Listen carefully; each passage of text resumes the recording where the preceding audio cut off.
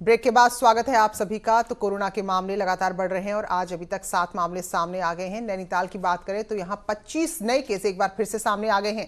तो ये बड़ी खबर है, नैनीताल में 25 नए केस सामने आ गए हैं। उधम सिंह नगर जिले में भी 7 नए केस सामने आ गए। देखिए, अभी थोड़ी देर पहले जो हम आपको आंकड़ा बता रहे थे, एकदम तेजी से ये आंकड़ा बढ़ा है। नैनीताल जिला जो इस वक्त नंबर 1 पे है कोरोना के मामले में, तो 25 नए मामले सामने आ गए हैं। उधम सिंह नगर जिले में 7 नए केस, चमोली में 3 और मामले आ गए हैं, देहरादून में 4, टिहरी में 3।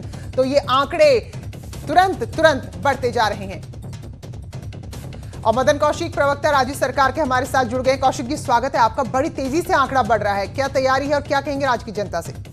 ये सही है कि निश्चित रूप से पिछले सप्ताह से अब तक आंकड़े में बहुत भारी मात्रा में बढ़ोतरी हुई है जी। और ये जो हमारा पहले जो डबलिंग रेट था वो बड़ी मात्रा में एकदम तुरंत, यानी राष्ट्रीय एवरेज से भी ज्यादा तेजी के साथ बढ़ा है।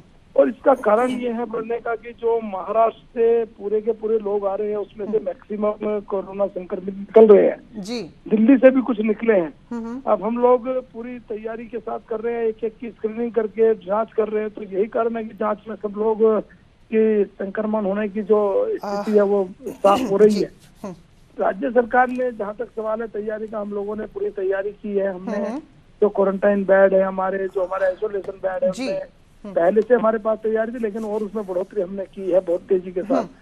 तो सरकार के स्तर पर पूरी तैयारी बिल्कुल मदन कौशिक जी, क्योंकि मुख्यमंत्री ने जब प्रवासी आने शुरू ही हुए थे तभी कह दिया था कि हम ये मान के चल रहे कि 5 लाख लोग आएंगे, जिनमें से बहुत सारे लोग ऐसे होंगे जिनको 500 या 1000 लोगों को जरूरत होगी वेंटिलेटर की, वो भी तैयार है। लेकिन आपको नहीं लगता कि गलती हो गई? सीमांत जिले पिथौरागढ़ की बात करें, उधर चमोली की बात करें, रुद्रप्रयाग की बात करें, जो कोरोना से अछूते थे वहां तक कोरोना पहुंच गया। तो क्या इनको पहले नहीं रोका जा सकता था गाँव में जाने से?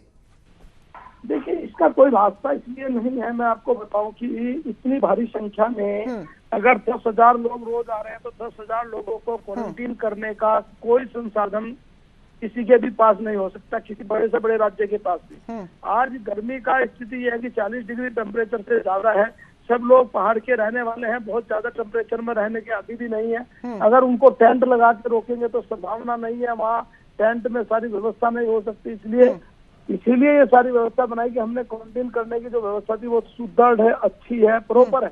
लेकिन ये सही है कि संक्रमित होने के बाद थोड़ी चिंता बढ़ी है, लेकिन हम इस चिंता को निश्चित रूप से चुनौती के रूप में स्वीकार करते हुए इससे हम जरूर विजय पाएंगे, ऐसा विश्वास। बिल्कुल, हर कोई यही प्रार्थना और उम्मीद कर रहा है कि सरकार कामयाब हो, क्योंकि कोरोना अगर पहाड़ी इलाकों में, दूर दराज के दुर्गम गाँव में फैल गया, कौशिक जी, तो आप भी जानते हैं कितनी मुश्किल होगी।